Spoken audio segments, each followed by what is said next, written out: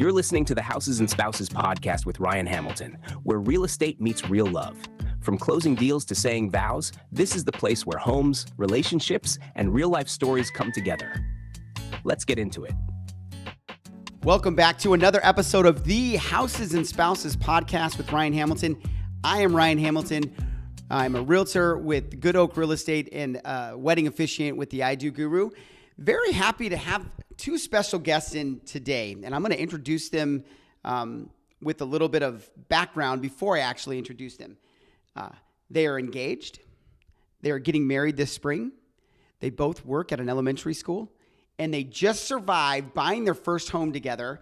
And we had a situation where the sellers were being a little difficult, and so they survived that. We're going to talk a little bit about it, but I would like to welcome to the podcast Katy and Kurt. Katy, a fourth grade teacher, and Kurt, a school counselor, both at Mariposa Elementary. So shout out to the Mariposa Challengers. And then fun fact, my wife Lindsay actually introduced us when she worked in Mariposa. So I'm glad that the deal actually worked, because I'm sure I wouldn't be invited to those staff happy hours anymore if it didn't. And those were a lot of fun. So Katy and Kurt, welcome to the episode. Thank you. We're excited to be here. Good. So Katy and Kurt, before we get started, we always start every episode of the Houses and Spouses podcast with a dad joke. And so, Lindsay, she was asking me the other day where I got all this candy that I had. And I said, I always have Twix up my sleeve. So, okay, let's get going. We just went through the process of you buying your first home and you're getting married, so it's a perfect segue. So let's talk a little bit about how you two met. Tell us about who proposed, and then, let's learn a little bit more about you guys. Okay, so we met at work, which, a lot of people meet at work, but the weird thing is we work in an elementary school, right? So there was definitely not the expectation that I would ever find somebody at work. But Kurt rolled in about 5 years. My fifth year.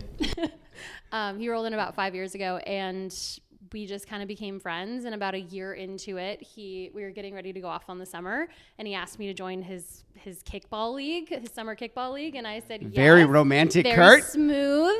And the rest is history. That summer we started dating, and we've been together 3 years now. Yeah. And I proposed, at our first date spot at Coffee Rush on Ray in Dobson. So okay, shout out Coffee Rush. Let's get some sponsorships going here. Yeah. So my mom was in town for fall break. Her parents were there as well. We were going to like a farmer's market, and then we just kind of walked the dog over to the little grassy spot right next to Via Luna, another spot that we go to every now and then. I just kind of popped the question. Didn't really know how to say it, but it kind of came out funky. But That's all right.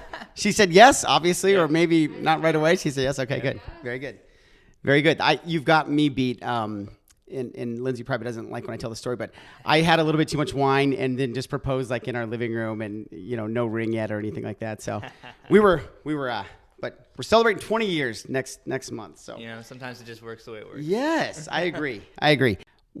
Now tell me. I know we talked about it in the beginning, but the idea of buying a house prior to getting married, was it ever like in the cards? Was it just something you guys kind of stumbled upon, or what did that look like? Well, I always wanted to get a house. I pretty much moved once a year ever since college. So I moved probably 7 years in a row.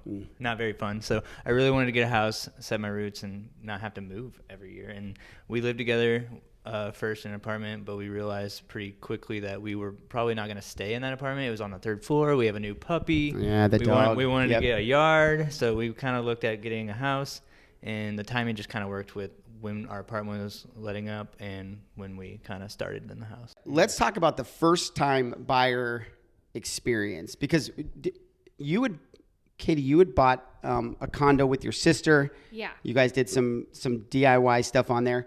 But what about first-time home buyer in this situation? What were you most nervous about kind of getting into it? Yeah, well, and my dad had purchased that condo, so it was a lot different. Let's be real. My sister and I did all the work, and we did all the planning. We met with a realtor and all the things, but ultimately it was my dad. So I think for us, the biggest fear was the financial aspect. Sure. We're both in education. The market's crazy right now. So we were thinking okay, what is this going to look like for us as far as down payment? And thankfully, like Kurt had done a lot of saving. He was all ready to go. But that, I think the financial aspect and also just making sure we did the right thing. Like when you're buying a house, it's like, okay, I am trying to do what's right for our family, not only our family now, but our future family. Yeah, like we want to have kids someday. And so like thinking about like stairs and a yard and how many bedrooms. So you want to make sure you're doing the right thing for you and your family. And it's a big trigger to pull. Sure. So, absolutely. Big commitment. Yeah. Well, and we had conversations and it was, I don't remember exactly how long it was, but we went back and forth. I remember on whether or not you guys were going to pull the trigger. And we were ready. Like if we needed to, we would have continued to rent. But honestly, it's so much better to own your own home and have your own space. And we're huge homebodies. So we wanted that space that was ours, that we had responsibility over and we had, you know, the decision-making aspect over. Yeah. Well, and I think because like with an apartment, you can only do so much with the inside of it. With a house, you can change it however you really feel like. So I feel like getting a house, it was kind of nice to be like, okay, this is ours. Change it however we feel in our own image. Yeah. And so, yeah, that was just kind of. And it looks good. I mean, so far from what I saw the other day. Yeah. What kind of surprised you the most out of either the process or like now that you're in the house as essentially first-time home buyers? I'm going to call you that. What kind of surprised you the most? Thanks. I'm a type A personality, so I thought I'd walk in and be like, yes, I'm sure. Kurt, what are you laughing at? What yeah, what are you like, laughing Captain at, Obvious. sir? Just kidding.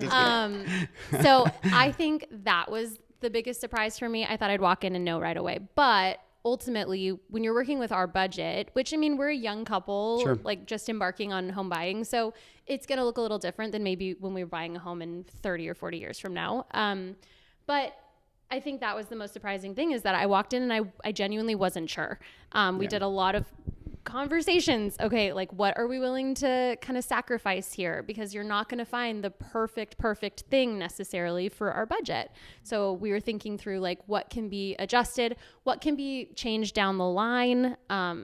So I was really surprised that I wasn't just more sure. There was a lot of uncertainty there.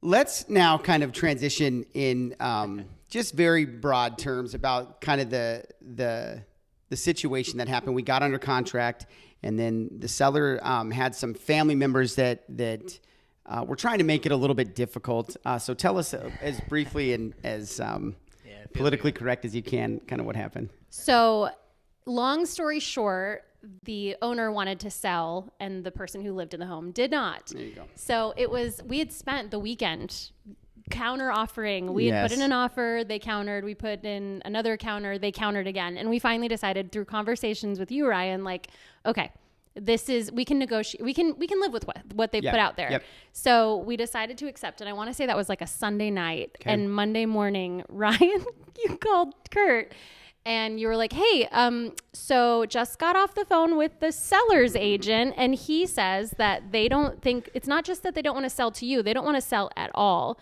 And I think we're pretty good people. Like, of course, your brain is going like, well, what's the right thing to do here? Sure. Do we let them out of the deal? It's their home. We don't want them to feel like they're being kicked out. But also, they've gone through the whole process here. This is not new. They've left their home numerous times so people could view it. And they put it on the market. They've gone through everything. They negotiated with us. So we ultimately decided to stick with it. And through your guidance, you were like, okay, that's great. They can't do anything about that, but also they can make it difficult for you along the way. And boy, did they. They tried to. Yeah. Yeah. Well, and I think it's one of those lessons. That was an experience that I've never really been through either as a real estate agent, over 150 transactions. But I mean, it comes down to the following the contract is the way to go. And we followed the contract. Yeah. They grudgingly followed the contract, and we got to the finish line. But was there a moment where, I mean, I know that for me, and it's a little different from my side because I share what I have to share with you guys, but there's a lot that kind of goes behind the scenes that it's like, well, this isn't going to help them either one way or the other, and it's not necessary. So a little bit of that stress I try and take off you, but I know that it was stressful regardless. Was there a point where you were like, oh, we're going to lose this house somehow? Like, yeah. So I think the part where I was most nervous was the inspection.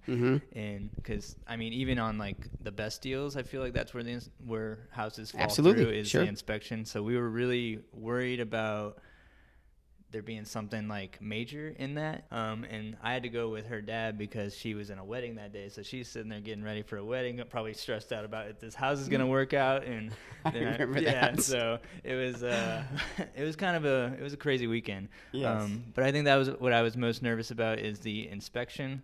But thankfully nothing was major on there, but we were still going to ask our ask. We kind of went into, which is within your rights, as part of the contract. Yeah, we kind of figured they would say no to everything, which they did. Yep. So, but it wasn't going to take the deal away from us. We were like, okay, we're fine with whatever it is. We can kind of fix a lot of those things on our own, or hire somebody that can help out and make it not a big deal. And so we ended up going through with it. They said no to all our potential asks and money and all that stuff. So it is what it is. But I don't feel bad about that. That's just where I was nervous about. Sure, the situation. Absolutely.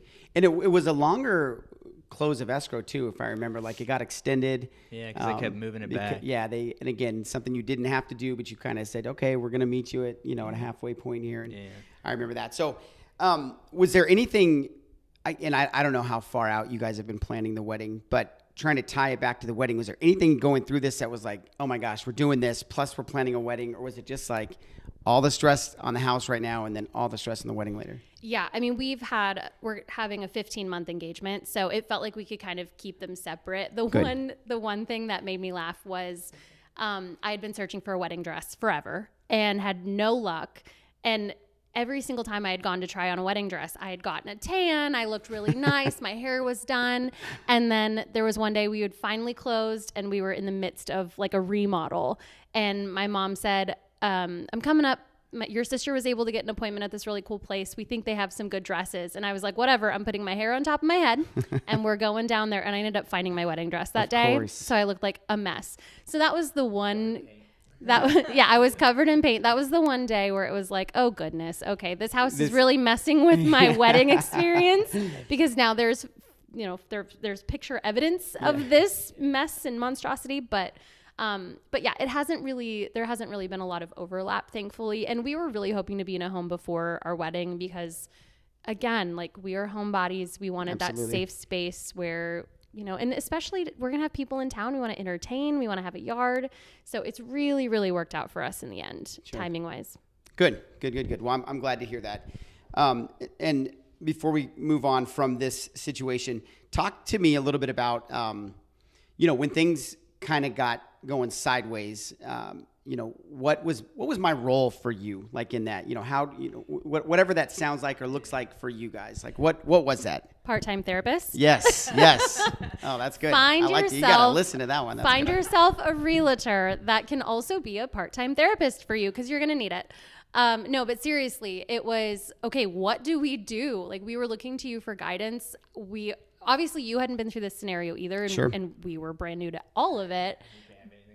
We can't have anything normal. We can't have anything nice or normal. Nothing nice or normal. But ultimately, it was just like, okay, we don't know how to handle people like this, and we're not quite sure how to proceed, what's right, what's wrong. And so you were really that guiding force. You also helped us know what was appropriate, what's okay for us to be, pretty firm on, and what should we be letting go, what's normal. So that was really helpful. We wouldn't have been able to get through it without that guidance because we were new to the whole scenario. Well, that's one of the hardest things for new buyers, and even, seasoned buyers or sellers, is keeping the emotions out of it as much as you possibly can, and making sure that this is a transaction, first, and then it's, but it's very, very difficult. This one especially was very difficult. Yeah, so I feel like you were a good sounding board for us too. Okay. Just like saying what we wanted to say, and then you could kind of reframe it in a friendly. I appreciate all that feedback, and it was interesting for sure. And I think it made me a better agent. I think it's going to make you guys, when you're ready to move on, a better seller when you're moving up and that kind of thing. So I think it was good. With all that in mind, what kind of advice would you give another engaged couple, or just any first-time home buyers in general about, going through the process and that sort of thing? Any words of wisdom? Just be patient.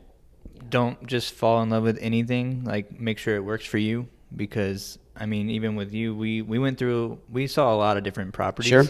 And I feel like being patient and not just pulling the trigger because you want a place, pulling the trigger because you like the place. Don't just get anything you want because you have the money for it. So yeah, that's good. That's great advice. I would say find a realtor who has your back. And I think what sets you apart is that, and we've worked with other, like when we were looking for some place for Kurt, we worked with other people. I remember that. And it was very much we're going to find another house. We're going to go look at another property. And it felt very, like we felt pressure to like either buy or get out. And so you were not like that at all. It was, and I feel like you meet buyers where they're at, like sure. for a couple or a family that's maybe needing their hand held a little bit more, you're going to send those properties. You're going to make sure that they know where to look. But for me, as somebody who's a little bit more type A, you were super okay with me looking at the MLS. Yep. And we set you like 4 places and you were like, okay, we're going to meet on Saturday and we're going to look at all 4. Meet me here at this time, this place. And I really appreciated that. It gave us a little bit more agency in the home buying process. Yeah, absolutely. And we really wanted that. So find yourself a realtor who will meet you where you're at and not make you feel pressure. Awesome. Appreciate that. So let's talk wedding now. When is the big day? It's February 28th. That's crazy. That's awesome. Good for you guys. What's been more stressful for you two? The process of buying your first house together or the process of planning this wedding?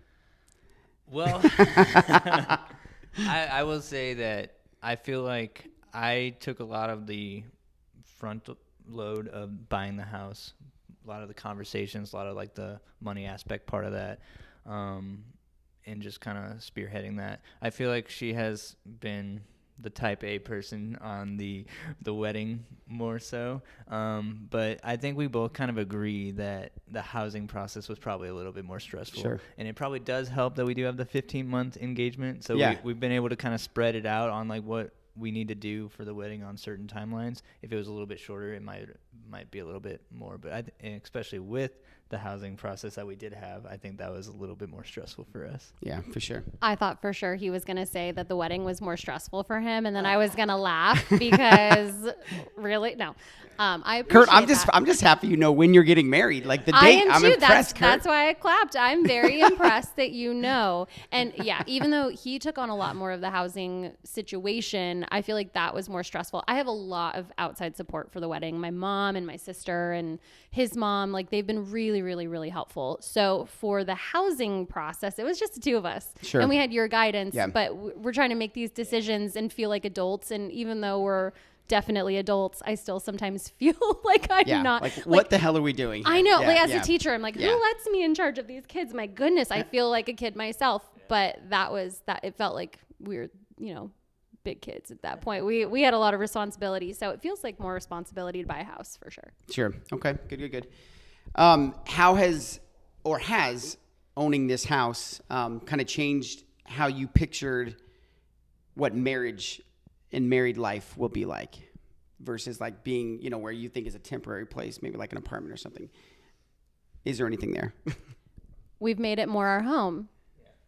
And Kurt got his first grill for Christmas. Yeah. He got one of those Blackstone flat tops. Perfect. So I think he wanted that more than the house itself. Yeah. So my parents surprised him. It was really sweet. But yeah, that was all he talked about when we lived in an apartment was getting that grill and, eventually being that cool dad that grills in the backyard with the dog running around. And so that's been really, really fun thinking through like our future together and just like the design aspects of like, we're building a home. It feels like you're building a home rather than just, okay, we're moving all of our stuff into this place that someone else manages, you know?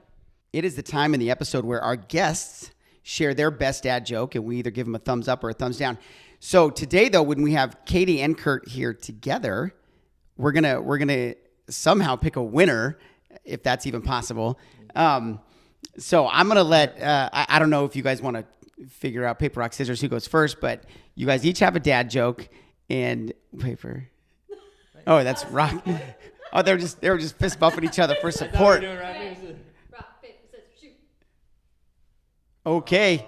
All right. So Katie gets to choose who goes first then. I'm going to have Kurt go first. Okay. Kurt's going first with the dad joke. Let's hear it. All right. What? Oh, I forgot what the joke was. Hold on. This happens to me all the time. Why did the poor farmer switch careers into music? Why? Because he had some sick beats. Okay. That's new school. I like it. Okay. Why was the lawn so dangerous? Why? Because it was full of blades. Oh. Get it? Of grass. Blades of grass? Okay, Yeah. I like it too. I like it. Get it, grass. Like that's not. So I'm gonna have to give this one to Kurt though, just because I'm more of a hip hop guy. So I like that too. But the grass one is very good. So Katie, I guess you've got to do dinner, or I don't know, or you, Kate, whatever you guys, Kurt, you decide whatever happens here. So we should have figured that out earlier. But thank you guys for coming on the Houses and Spouses podcast. I really appreciate it. Congratulations on the house again. Thank you. Congratulations on the upcoming wedding. Can't wait to see some pictures and looking forward to seeing you guys make that house a home and try marriage life on for size. So thanks for coming. Yeah, thanks for having us. This has been another episode of the Houses and Spouses podcast with Ryan Hamilton. I am Ryan Hamilton, realtor with Good Oak Real Estate, and I look forward to seeing you at the next one. This has been the Houses and Spouses podcast with Ryan Hamilton. Thanks for tuning in. Don't forget to subscribe and share this episode with someone who needs it. For real estate help or a wedding ceremony crafted with care, connect with Ryan online.